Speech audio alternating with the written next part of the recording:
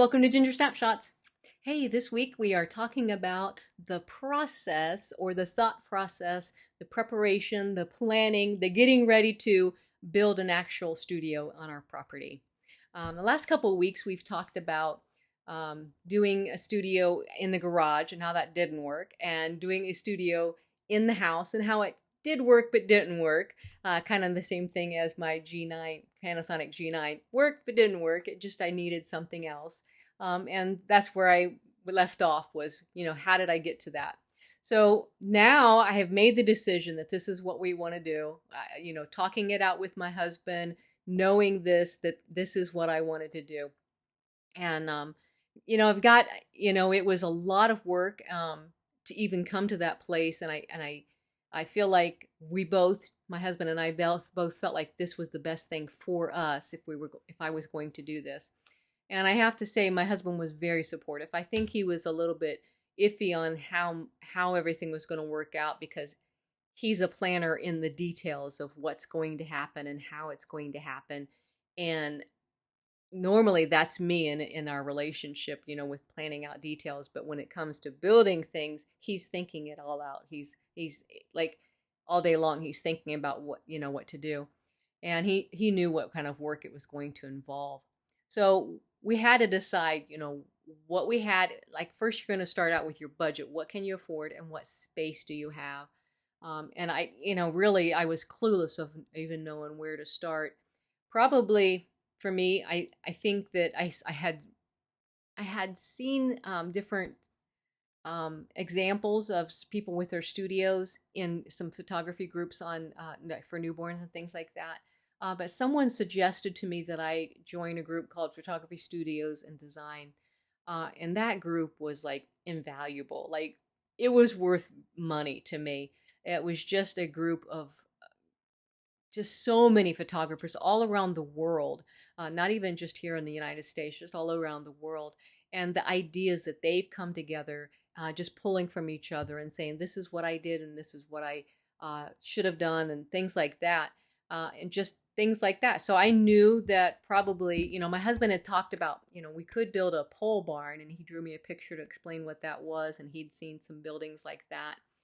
But I just didn't know at that point, and I started getting different ideas, and I saw where there were several people that had built sheds in their yard and then converted that to a studio. And I don't know if you guys remember the old commercial years ago with with a State Farm, she shed, she was something about a she shed, and it was a woman that had built a whole house practically in a shed, and there was jokes about that. Is that what she's going to do? And that's probably what it felt like. A whole house was being built out there.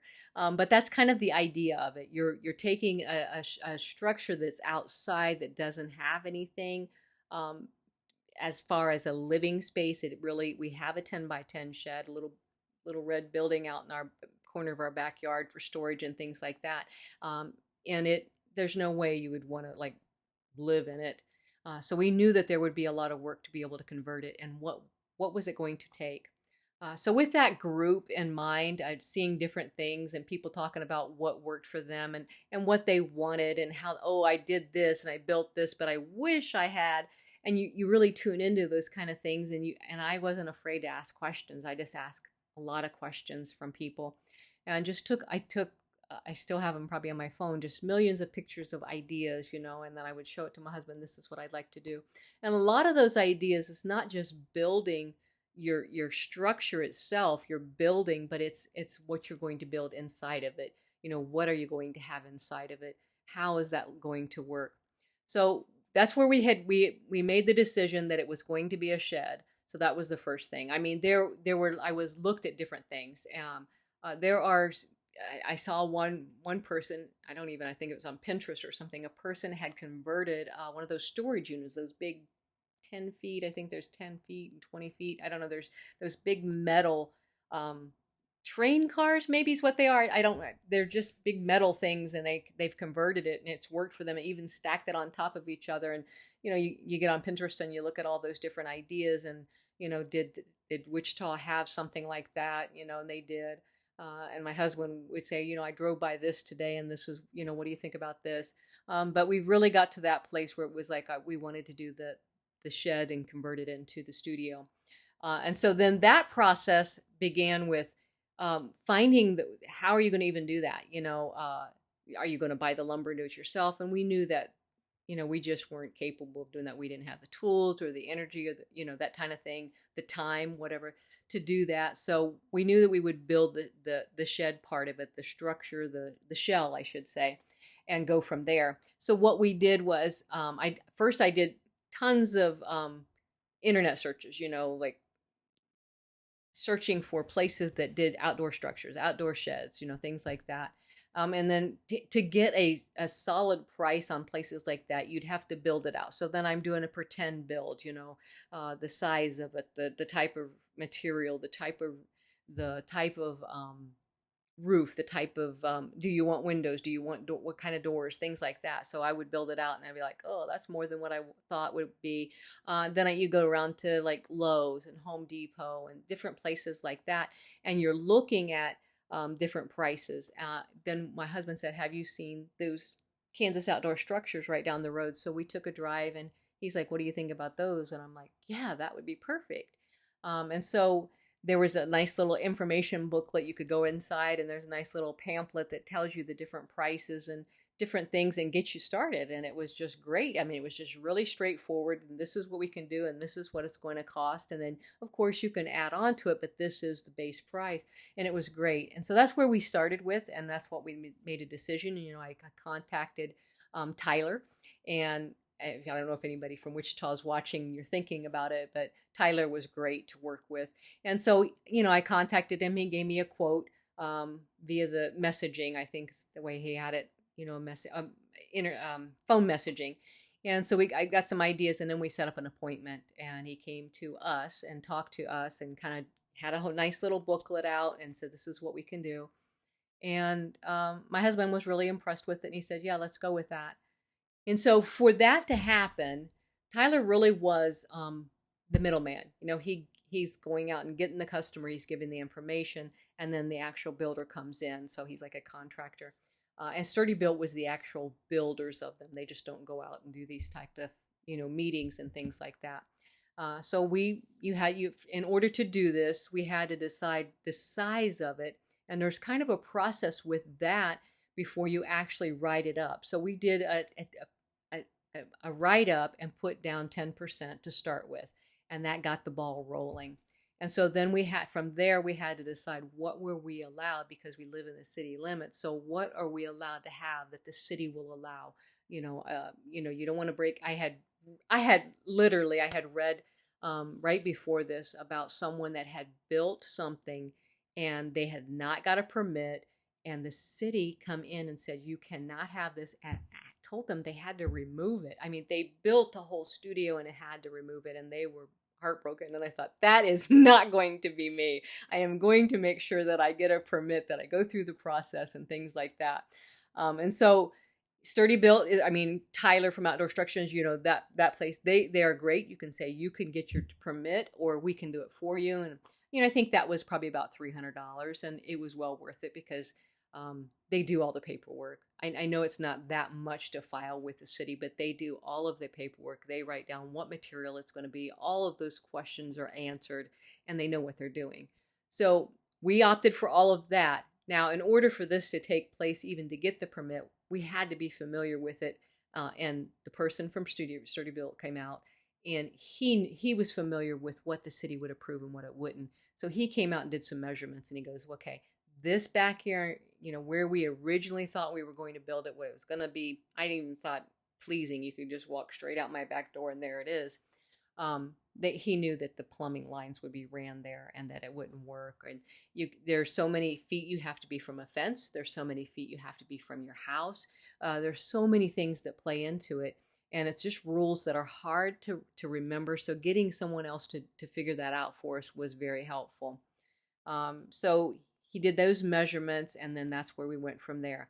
Now, I wanted to build as much as I could afford at that time, without, sacrificing as much, sacrificing as little as possible.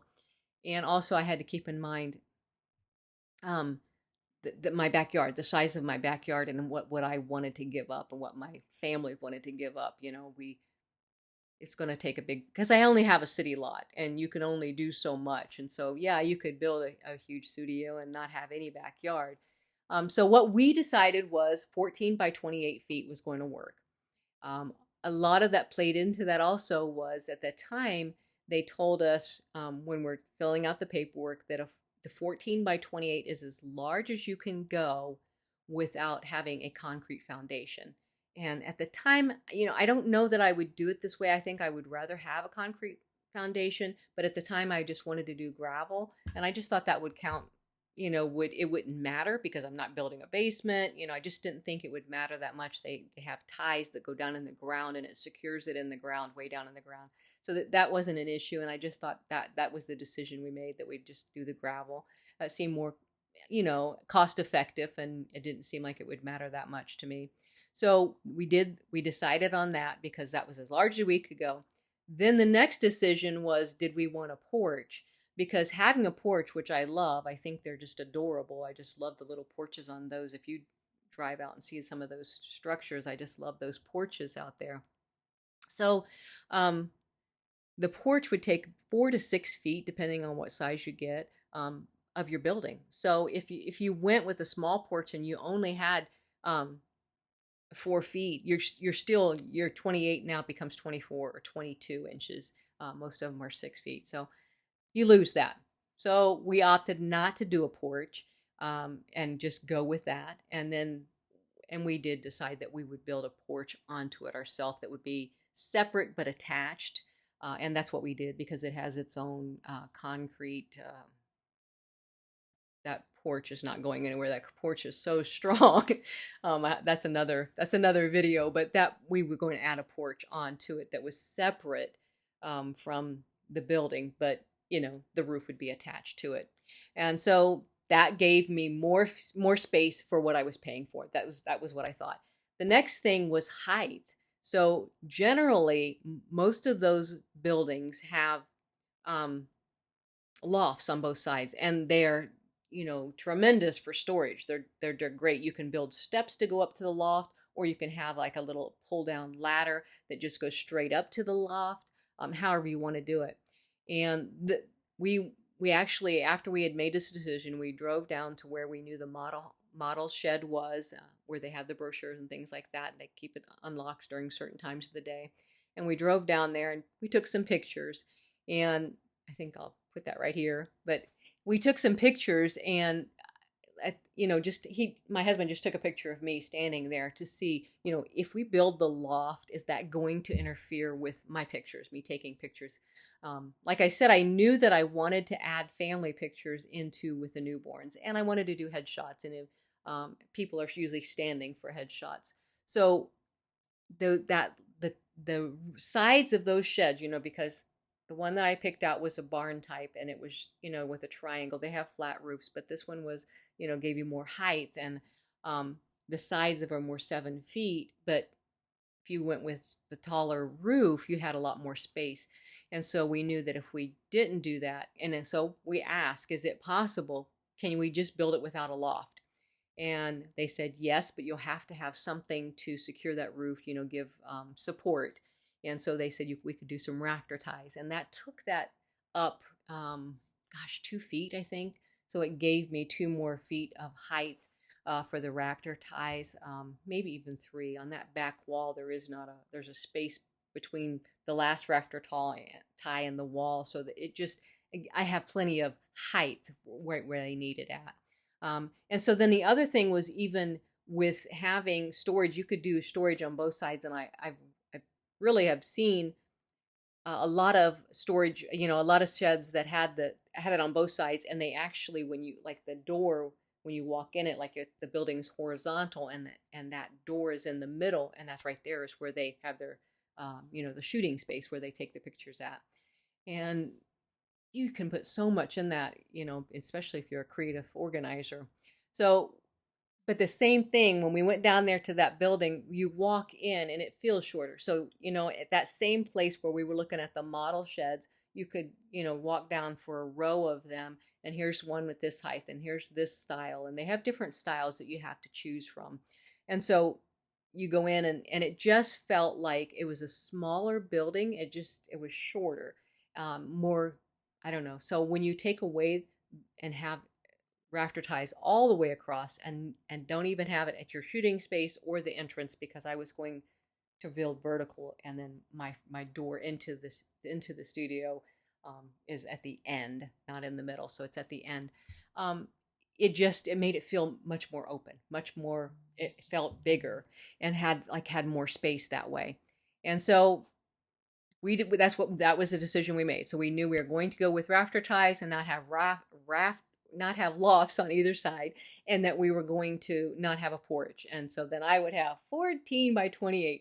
And I will say this real quick, I'll interject with you that I wish somebody had told me that at the time. When they're quoting the sizes, like the 14 by 28, that's the outside. And I just recently saw a post where somebody told somebody else that, and I'm like, yes, I wish somebody told me that, because I made so many plans for measurements, for drops, for where we put the outlets, so many things. And it's like after you build the walls and things like that, you're losing, I don't know, at least half a foot. So when you say 14 by 28, it is the outside perimeter. But that was where we got to. We made the decision. It was 14 by 28. That was as large as we could go, that we knew we could fit in our yard, get approved by the city. And before the city comes out, before you actually file the permit, you have to call, I think it's 611, and they came out for free, and they mark up your yard and say, this is where the gas line is, this is where the water line is, and blah blah blah. So you don't want to dig there, and then you file for that permit, you get approval for that permit, and at some point the city's going to come out to inspect it. Now, when I was doing this is the very beginning of when COVID was coming in, and so there was a lot of, like, I don't think they actually came out to inspect it at first because of that, that they weren't going out in public as much. But I knew that they would still come, or they could come at any time. But I got approval, and it was great, so we knew we could move forward. We had everything marked up for months to know where, you have the orange paint, the yellow paint, marked up in little flags, and that tells you don't move these flags, don't. And I remember taking a picture of it in case somebody came in and moved our flags for us, so that we would know how to do it. But the way that we configured our building, we were going to put it in the back, and we put it right up next to the house. It didn't interfere with any of those things. So from there, we began the process of doing the foundation first. Since we were not doing concrete, that was okay. So for Sturdy Built, as the constructor, I'm sure that everybody's different, but with Sturdy Built, you had to have the foundation ready for them. And so that was what we did. We had to have that foundation ready before they ever came in. So I think that's enough for this episode, because it's going to be too long if I continue talking about it. So that's part one of talking about our plans for building it. So we've already so this video just tells all about the plans, getting to it and getting ready to do the foundation. And so I think that's it for today. And I'll see you next time. Don't forget, hit like and subscribe. Bye.